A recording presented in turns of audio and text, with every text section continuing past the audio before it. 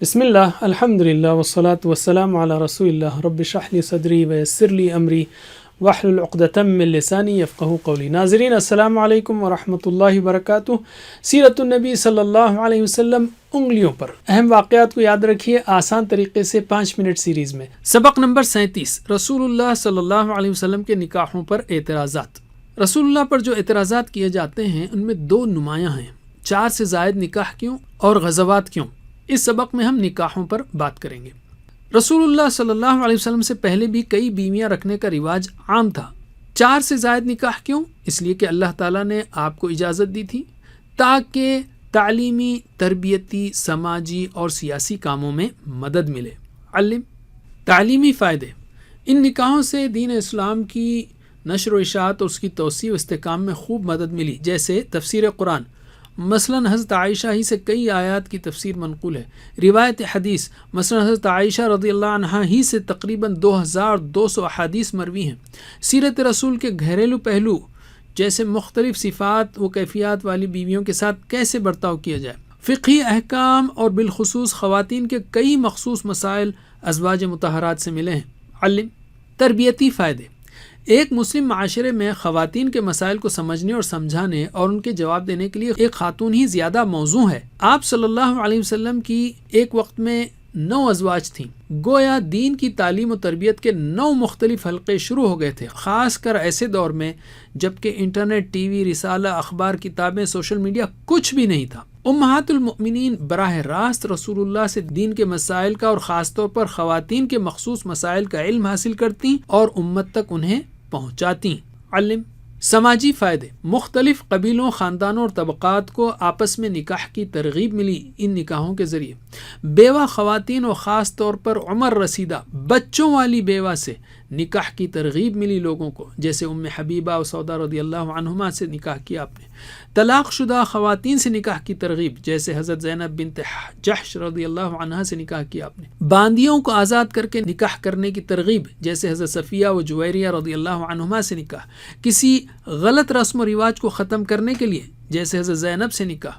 لوگوں کو آزاد کرانے کے لیے، جیسے حضرت جویریہ سے نکاح کے بعد تقریباً 100 گھرانے آزاد کیے گئے۔ سیاسی فائدے۔ مختلف قبیلوں، خاندانوں اور طبقات کے ساتھ تعلقات مضبوط ہوئے، اس لیے کہ عربوں میں قبیلوں کی حمایت کا جذبہ بہت زیادہ ہوتا۔ چنانچہ جب آپ کسی قبیلے کے رشتہ دار بن گئے تو گویا وہ قبیلہ آپ کی یعنی اسلام کی حمایت میں آ جاتا اور اسلام سے زیادہ قریب ہو جاتا۔ دشمنی میں کمی آئی، جیسے ابو سفیان کی بیٹی ام حبیبہ رضی اللہ عنہا سے نکاح کے بعد ابو سفیان کی، جب وہ مسلم نہیں تھے، ان کی دشمنی میں کمی آئی۔ اور قریب ترین صحابہ سے تعلقات مضبوط کرنے کے لیے، جیسے اسلام کے 4 عظیم الشان خلفاء ابو بکر و عمر و عثمان و علی تھے رضی اللہ عنہم۔ آپ صلی اللہ علیہ وسلم نے ابو بکر و عمر کی صاحبزادیوں سے نکاح کیا اور عثمان و علی کا نکاح اپنی بیٹیوں سے کروایا۔ نہ اندر سے شکایت، نہ باہر سے اعتراض، کسی بھی اہلیہ نے کبھی شکایت نہ کی اور نہ ہی کسی تکلیف کا اظہار کیا، بلکہ ہر بیوی رسول اللہ کے نکاح میں ہونے کی وجہ سے بے حد خوش اور مطمئن تھی۔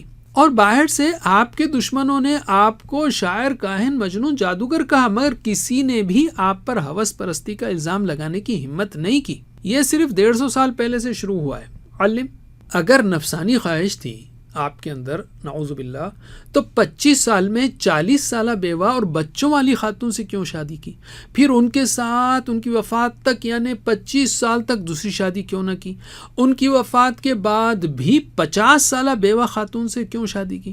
اور مدینے میں تو آپ حاکم تھے صلی اللہ علیہ وسلم، لوگ آپ کے لیے جان دینے تیار تھے، اگر آپ چاہتے تو کنواری لڑکیوں سے نکاح کر لیتے۔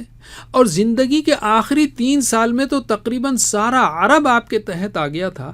آپ کی طاقت اور اثر و رسوخ اس وقت تو عروج پر تھا، اس وقت آپ نے کوئی نکاح کیوں نہیں کیا؟ اور بیواؤں، عمر والیوں اور بچے والیوں سے سوا حضرت عائشہ کے کیوں نکاح کیا؟ آپ نے زیادہ نکاح اسی دور میں کیے، یعنی 53 سے 60 سال کی عمر میں، جس میں دشمنوں کے حملے، کئی غزوات و سرایا کا شور تھا، منافقوں اور یہودیوں کی سازشیں چل رہی تھیں، اور نئے مسلمانوں کی دن و رات تعلیم و تربیت کا مصروف ترین دور تھا، اور خاص طور پر خواتین کی بھی دیکھ بھال اور تعلیم و تربیت کی شدید ضرورت تھی۔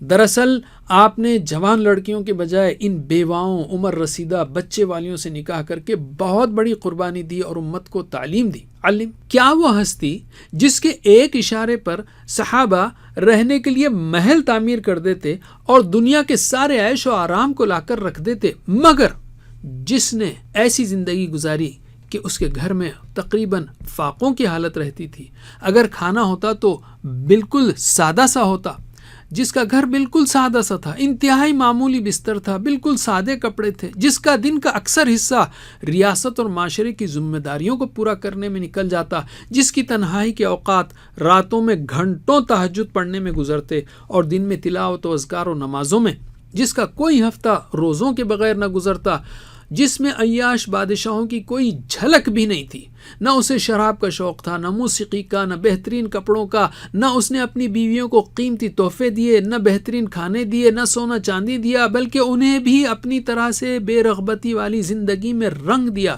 جس نے انسانیت کو پردے کا عظیم الشان قانون عطا کیا اور دل و نظر پر قابو رکھنا سکھایا، اس پاکیزہ ہستی کے بارے میں ایسے بیہودہ اور جاہلانہ و بیوقوفانہ اعتراض کی کوئی گنجائش ہی نہیں۔ علم اللہ تعالی ہمیں سیرت النبی صلی اللہ علیہ وسلم پڑھنے، پڑھانے، عمل کرنے اور اعتراضات کا بہترین جواب دینے کی توفیق دے۔ وجزاکم اللہ خیر، کوئز کرنا مت بھولیے۔ والسلام علیکم ورحمۃ اللہ وبرکاتہ۔